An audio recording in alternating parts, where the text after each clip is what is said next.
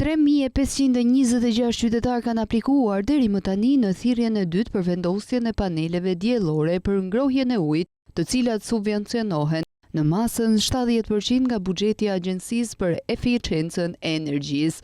Zëvendës kryeministra njëherë ministre e infrastrukturës dhe energjisë Belinda Balluku bëri të ditur se deri më tani janë aprovuar 900 prej këtyre aplikimeve. Grupet e ekspertëve po shqyrtojnë çdo aplikim dhe deri më tani janë aprovuar 900 prej tyre, të ardhura nga çdo cep i vendit, ka bërë me dije ministrja Balluku. Sipas ministres, aplikimet vazhdojnë ende.